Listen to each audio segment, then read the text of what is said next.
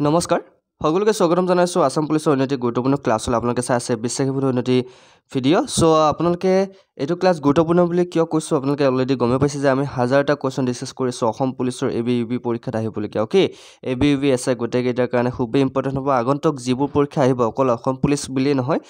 বাকিবোৰ পৰীক্ষাৰ কাৰণেও এই হাজাৰটা কোৱেশ্চন যদি আপোনালোকে মনত ৰাখে তেনেহলে আপোনালোকৰ লাভ হ'ব গতিকে হাজাৰটা কোৱেশ্চন আমি একেলগে লৈ আছো যদি আপোনালোকে আগৰ দুটা ভিডিঅ' চোৱা নাই চাব আৰু যদি আমাৰ ক্লাছবোৰ কৰি ভাল লাগে চেনেলটো সাবস্ক্ৰাইব কৰি নিজৰ কৰি ল'ব আৰু যিসকলক পিডিএফ লাগিবৰ কাৰণে আপোনালোকে এটা কাম কৰিব লাগিব আপোনালোকে এটা নাম্বাৰ দিম এই নাম্বাৰটোত আপোনালোকে পেমেন্ট কৰি স্ক্ৰিনশ্বট দিব লাগিব নাম্বাৰটো মই আপোনালোক দি দিছো নাম্বাৰটো লিখি ল'ব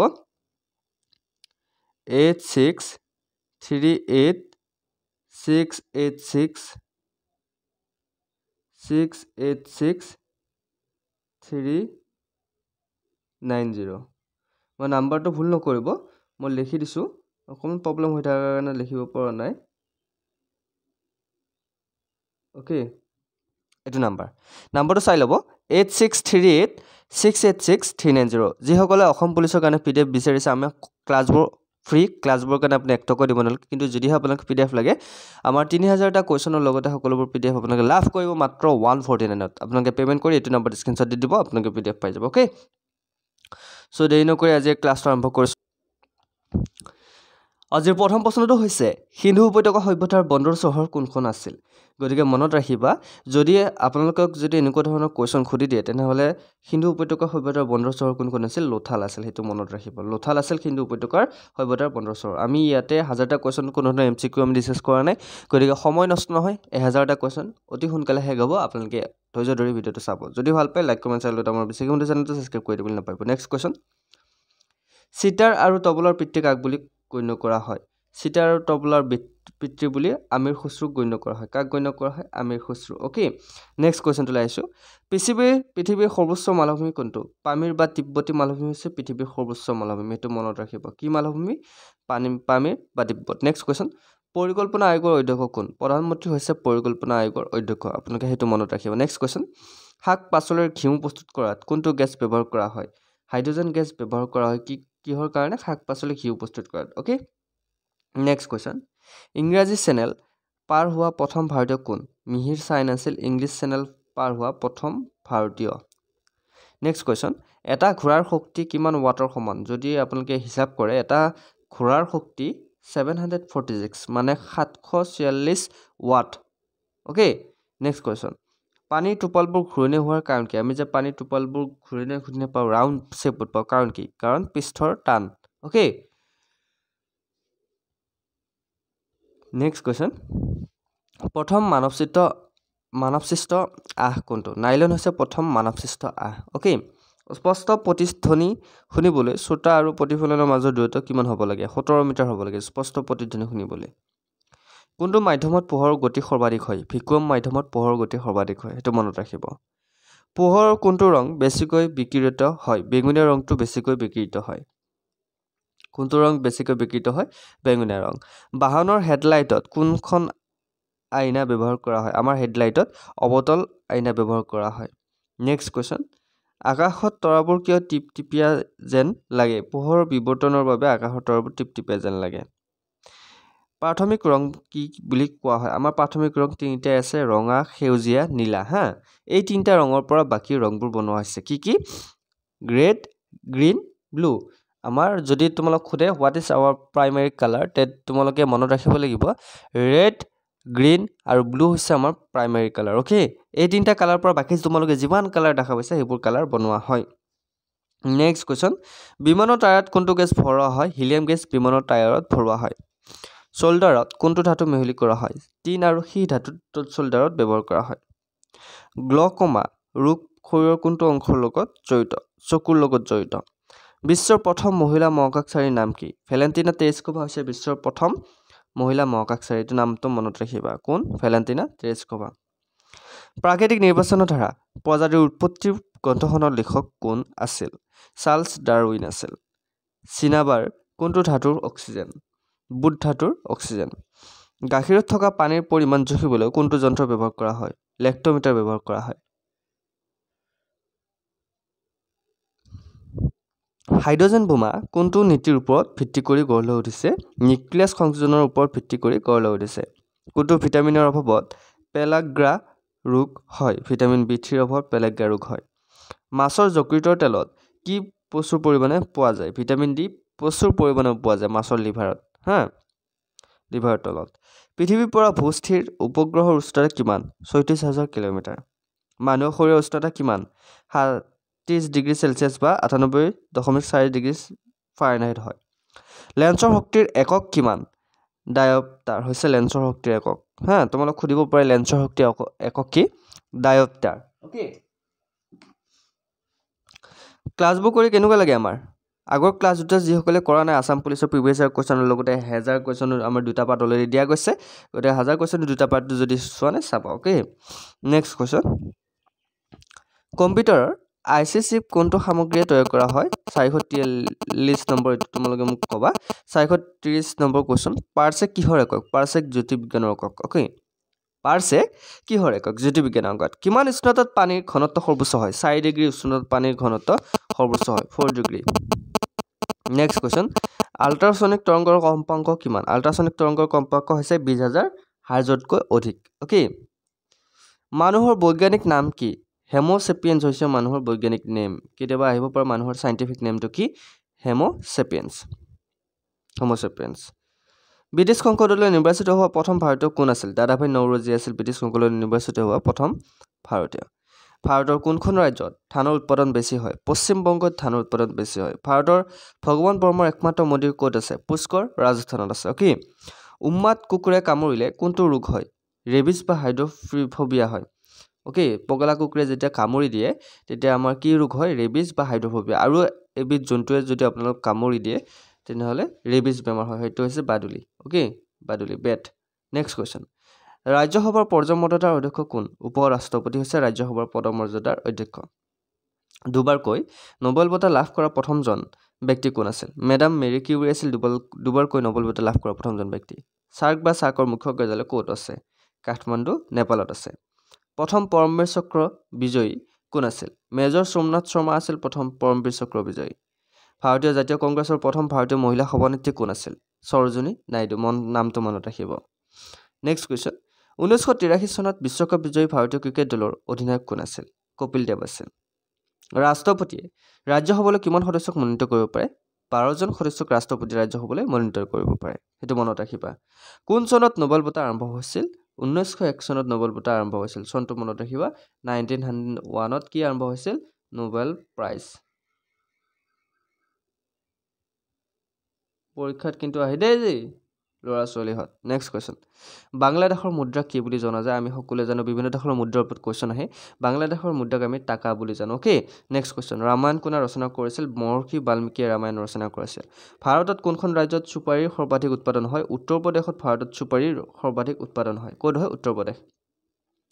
পাইৰিয়া ৰোগে শৰীৰৰ কোনটো অংশত আক্ৰান্ত কৰে দাঁত আৰু আঁঠুত পাইৰিয়া ৰোগে শৰীৰৰ আক্ৰান্ত কৰে ওকে নাৰ্চিক কোনখন দেশৰ নদীৰ পাৰত অৱস্থিত গোদাবৰী নদীৰ পাৰত নাচিক অৱস্থিত ক'ত অৱস্থিত গোদাবৰী নদীৰ পাৰত নেক্সট কুৱেশ্যন ৰাষ্ট্ৰপতিৰ শপত কোনে প্ৰদান কৰে উচ্চতম ন্যায়ালয়ৰ মুখ্য ন্যায়াধীশে ৰাষ্ট্ৰপতিৰ শপত প্ৰদান কৰে জাপানৰ মুদ্ৰা কি বুলি জনা যায় জাপানৰ মুদ্ৰাক ইয়েন বুলি জনা যায় জাপানৰ মুদ্ৰা কি বুলি জনা যায় ইয়েন বুলি জনা যায় আমি বাৰে বাৰে ক্লাছত ডিছকাছ কৰি আছো নহয় নেক্সট কুৱেশ্যন ভাৰতীয় সামৰিক একাডেমি ক'ত অৱস্থিত ভাৰতীয় সামৰিক একাডেমি আছে দেৰাদুনত ক'ত আছে দেৰাদুনত আছে okay next question mount Everest আৰোহণ কৰা প্ৰথমগৰাকী ভাৰতীয় মহিলা কোন আছিল বাসেন্দ্ৰী পাল আছিল যিয়ে মাউণ্ট এভাৰেষ্ট বগাইছিল নেক্সট কুৱেশ্যন ডেভিছ কাপ কোনটো খেলৰ লগত জড়িত টেনিছ কাপৰ লগত ডেভিছ কাপ জড়িত গতিকে আপোনালোক সুধিব পাৰে ডেভিছ কাপ কিহৰ লগত জড়িত টেনিছ খেলৰ লগত নেক্সট কুৱেশ্যন মাউণ্ট এভাৰেষ্ট দুবাৰকৈ বগাই যোৱা প্ৰথমগৰাকী ভাৰতীয় মহিলা কোন আছিল সন্তোষ যাদৱ আছিল যিয়ে মাউণ্ট এভাৰেষ্ট দুবাৰকৈ বগাইছিল নেক্সট কুৱেশ্যনটোলৈ আহিছোঁ উচ্চতম ন্যায়ালয়ৰ মুখ্য ন্যায়াধীশে কিমান দিন নিজৰ পদত অধিষ্ঠিত থাকে 65 ইয়াৰ্ছ 65 বছৰ নিজৰ পদত অধিষ্ঠিত থাকে সংসদৰ উচ্চ সদন কোনটো ৰাজ্যসভা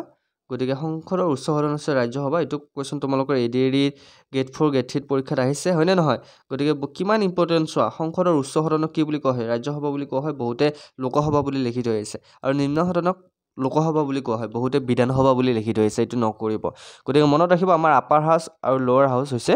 আপাৰ হাউচ হৈছে ৰাজ্যসভা আৰু লোৱাৰ হাউচ হৈছে লোকসভা ওকে এইটো মনত ৰাখিবা ভুল নকৰিবা নেক্সট কুৱেশ্যন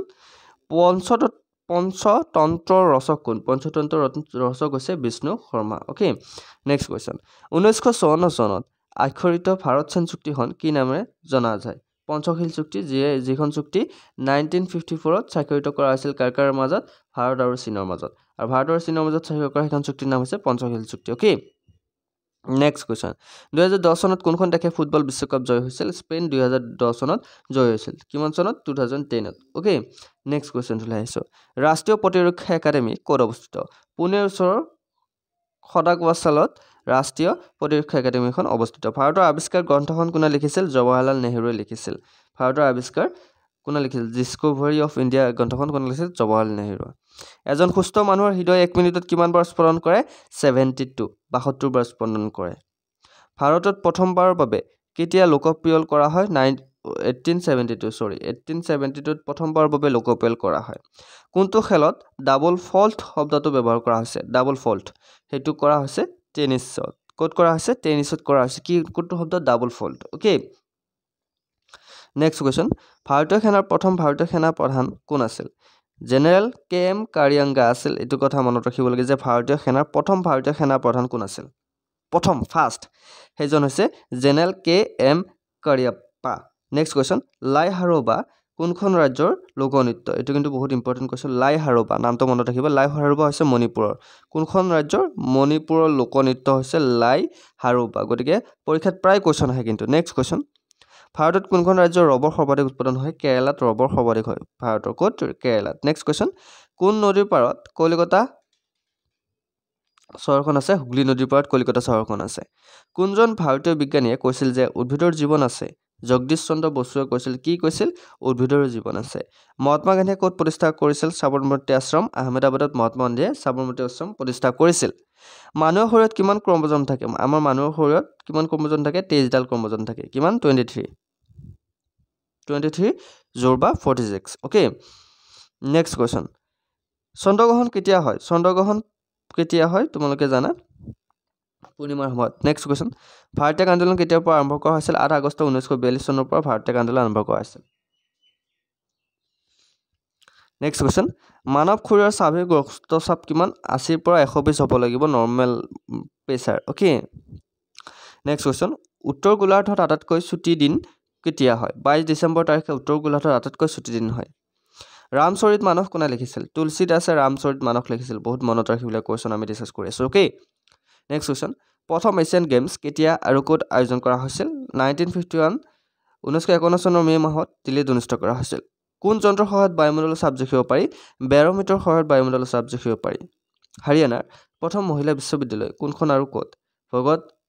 ফুল সিং মহিলা বিশ্ববিদ্যালয় খানপুৰ কালান শোণিতপুৰত আছে নেক্সট কুৱেশ্যন টেষ্ট মেচৰ এটা ইনিংছত 10টা উইকেট দখল কৰা ভাৰতীয় কোন Anil Kumble okay next question 2018 চনত ক'ত অনুষ্ঠিত হ'ব ফুটবল বিশ্বকাপ বা অনুষ্ঠিত হৈছিল ৰাছিয়াত অনুষ্ঠিত হৈছিল কিমান চনত 2018 চনত পৃথিৱীৰ আটাইতকৈ জনবহুল দেশ কোনখন চীন হৈছে পৃথিৱীৰ আটাইতকৈ জনবহুল দেশ কিন্তু বৰ্তমান ভাৰত পৃথিৱীৰ আটাইতকৈ জনবহুল দেশ নেক্সট কুৱেশ্যন ৰাষ্ট্ৰপতিয়ে লোকসভালৈ কিমান সদস্যক মনোনীত কৰিব পাৰে 2জন সদস্যক ৰাষ্ট্ৰপতিয়ে লোকসভালৈ মনোনীত কৰিব পাৰে সাৰ্বজনীন তেজৰ গোট কোনটো সাৰ্বজনীন তেজৰ গোট হৈছে AB ওকে সাৰ্বজনীন মানে সকলোকে দিব পাৰে ল'বও পাৰে ওকে নেক্সট কুৱেশ্যন কোন চনত অসহযোগ আন্দোলন আৰম্ভ হৈছিল 1920 চনত অসহযোগ আন্দোলন আৰম্ভ হৈছিল কিমান চনত অসহযোগ আন্দোলন আৰম্ভ হৈছিল 1920 চনত নেক্সট কুৱেশ্যন কোনটো খেলত পেনাল্টি ষ্ট্ৰক ব্যৱহাৰ কৰা হয় হকি খেলত কি ব্যৱহাৰ কৰা হয় পেনাল্টি ষ্ট্ৰক ভাৰতীয় সংসদৰ নিম্ন সদন কোনটো লোকসভা হৈছে ভাৰতীয় সদনৰ নিম্ন সদন ওকে আৰু নেক্সট কুৱেশ্যন হৈছে শিখ ধৰ্ম কোনে প্ৰতিষ্ঠা কৰিছিল গুৰু নানক দেৱে শিখ ধৰ্ম প্ৰতিষ্ঠা কৰিছিল বহুতে ভুলকৈ লিখি থয় সেইটো কিন্তু মনত ৰাখিব ইয়াৰ মাজত যিসকলে আসাম পুলিচৰ লগতে আমাৰ আহিবলগীয়া DME APDCL ADARI 3.0 ক্লাছ কৰিব বিচাৰে আপোনালোকৰ কাৰণে ক্লাছবোৰ আমি মুকলি কৰি দিছোঁ বিনামূলীয়া ক্লাছ কৰিব পাৰে বিনামূলীয়াকৈ ক্লাছ কৰিবলৈ এটা কথা আপোনালোকে কৰিব লাগিব আমাৰ চেনেলটো ছাবস্ক্ৰাইব কৰি ল'ব লাগিব আৰু যদিহে আপোনাক PDF লাগে আসাম পুলিচৰ কাৰণে ৰেলৱেৰ কাৰণে SSC কাৰণে PDF লাগিলে আপোনালোকে এইটো নম্বৰত 149 পে'মেণ্ট কৰি আপোনালোকে PDF ল'ব পাৰে আমাৰ নাম্বাৰটো কৈ দিছোঁ 8638686390 নাম্বাৰটো ভুল নকৰিব ৰ'ব নাম্বাৰটো মই লিখি দিছোঁ 8638686390 নাম্বাৰটো স্ক্ৰীনশ্বট মাৰি লওক এই নাম্বাৰটোত যিসকলে PDF বিচাৰি আছে মাত্ৰ 149 আপোনালোকে পে'মেণ্ট কৰি PDFবোৰ ল'ব পাৰিব কাৰণ 2 মাহ আছে আমাৰ আসাম পুলিচৰ SI AVAB এক্সামৰ কাৰণে 2 মাহৰ ভিতৰত যদি আপোনালোকে ভালকৈ পঢ়িব বিচাৰিছে তেনেহ'লে মক টেষ্ট আৰু PDF কেইটা লৈ লওক অ'কে মই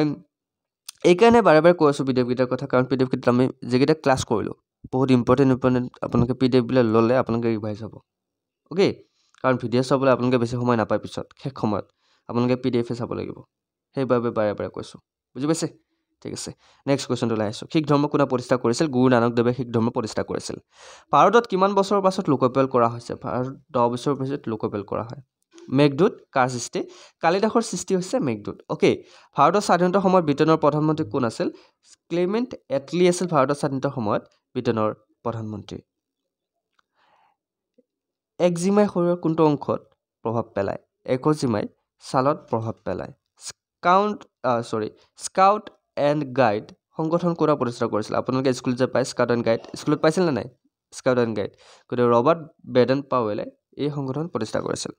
পৃথিৱীৰ আটাইতকৈ ডাঙৰ মহাসাগৰ কোনটো প্ৰশান্ত মহাসাগৰ হৈছে পৃথিৱীৰ আটাইতকৈ ডাঙৰ মহাসাগৰ কোনটো খেলত পেনাল্টি কিক শব্দটো ব্যৱহাৰ কৰা হয় ফুটবল খেলত পেনাল্টি কিক শব্দটো ব্যৱহাৰ কৰা হয় ৰঞ্জী ট্ৰফি কোনখন খেলৰ লগত জড়িত ৰঞ্জী ট্ৰফি আমি সকলোৱে জানো ক্ৰিকেটৰ লগত জড়িত হয়নে নহয় নেক্সট কুৱেশ্যন জ্ঞানপীঠ বঁটা কোনটো ক্ষেত্ৰৰ লগত জড়িত সাহিত্যৰ লগত জড়িত ভাৰতৰ সৰ্বোচ্চ ক্ৰীড়া বঁটা কোনটো ৰাজীৱ গান্ধী খেল ৰত্ন বঁটা হৈছে ভাৰতৰ সৰ্বোচ্চ ক্ৰীড়া বঁটা অ'কে চ' এয়া আছিল আমাৰ 3 নম্বৰ পাৰ্ট 1000টা কুৱেশ্যনৰ গতিকে আজি আমি 100টা কুৱেশ্যন ডিছকাছ কৰিলোঁ কেনেকুৱা লাগিছে ক্লাছটো কৰি জনাব আমি নেক্সট পাৰ্টত আকৌ আপোনালোকৰ কাৰণে